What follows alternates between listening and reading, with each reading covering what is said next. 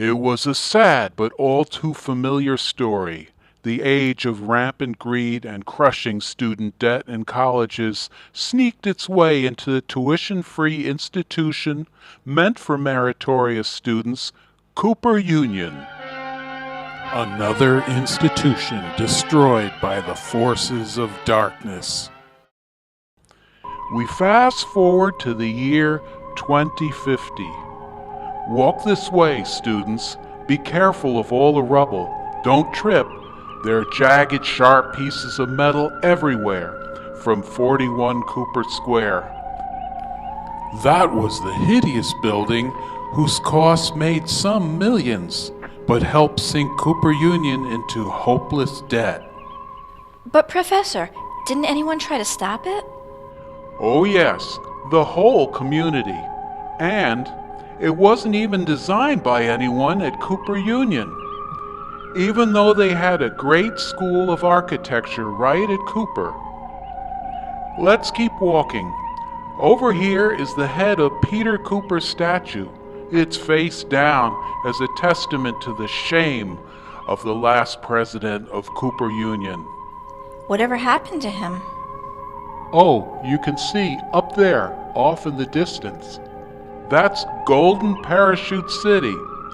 It was once Hoboken, New Jersey. It is heavily guarded. You and I can't go there. Only all of those who made millions on insider hedge fund trading live there. But Professor, I thought Cooper lost money in the stock market.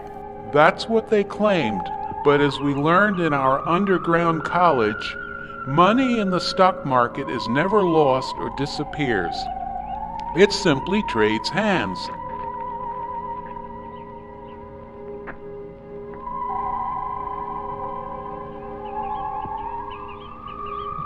Unfortunately, the wrong hands.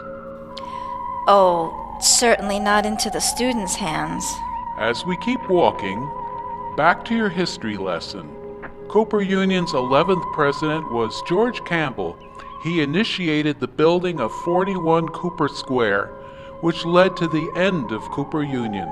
With its grandiose atriums, much of it was never actually usable for its intended function of teaching engineering or art. There was so much waste space, in the end, no one would buy the building, even to make a Kmart out of it. So, Professor, what happened to him? At his conclusion, despite his executive management degree from Yale, he left Cooper Union an annual debt of over $10 million.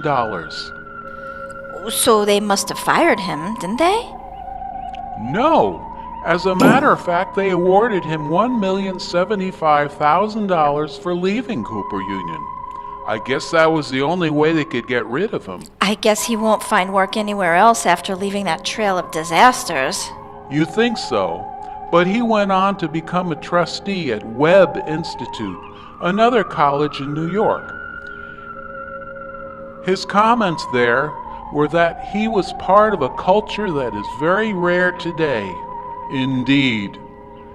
They say his ghost still haunts the empty halls of the Foundation building to this day. So what happened after that?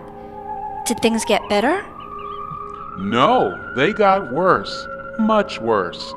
The trustees had to replace him, but with someone who could continue in his tradition of milking the last of the funding of Cooper before they could all bail out with their golden parachutes.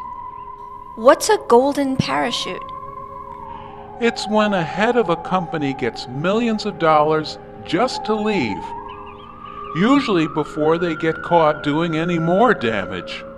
While searching through many candidates who might have had the school's best interest in mind, suddenly Jamshed Bharucha appeared. The trustees were mesmerized. He came from India, the land of the Taj Mahal and the famous spiritual leader Gandhi. And then he took out his violin. The trustees went wild with enthusiasm. No one could possibly understand what he was talking about. "You're hired," they exclaimed. He was also called Dr. Barucha. All this excitement over him despite the lecture he gave about a student who couldn't remember anything Dr. Barucha had taught. I have an annoying habit when I meet former students of mine of asking them, "So what do you remember?" In fact, once a student who had been out for 10 years after having taken a course with me, and he went on into a different field. We met at a reunion, and he said, "Professor, remember me? I took your course on memory." And I said, "Yes, I remember you very well." And he was actually a fabulous student, and apparently doing very well. So I said, "So what do you remember?" And this extremely bright, successful young man waxed incoherent. Says, well, you know, like stuff about memory and stuff. Well, the learning curve, if the x-axis is time and the y is how much you learn, the learning curve goes like this.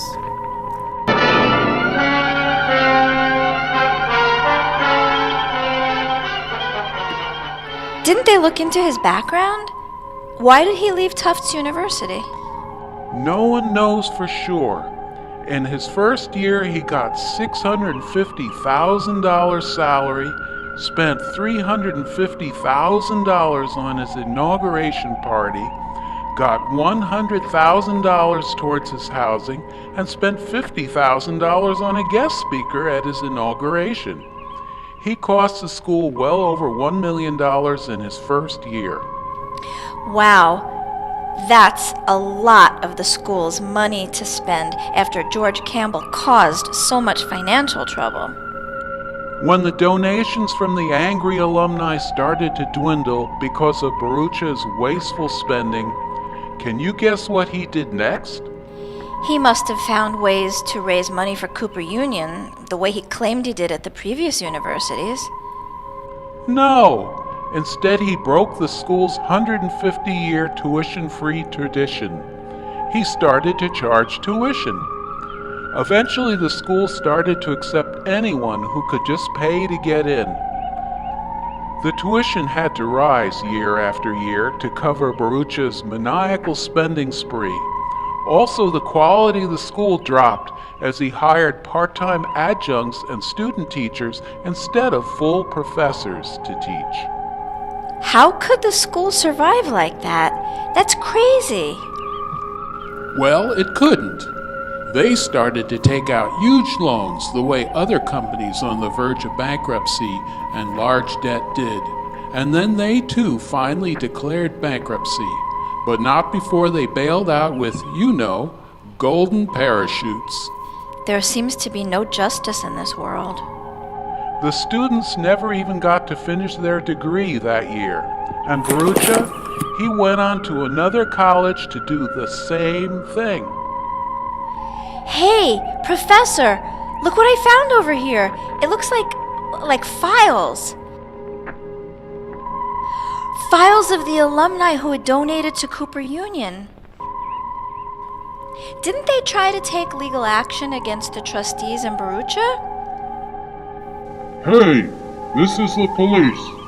You're not supposed to be here. Don't you know this area is off limits? It's a matter of national security. College records are not to be touched. Hey, put that down.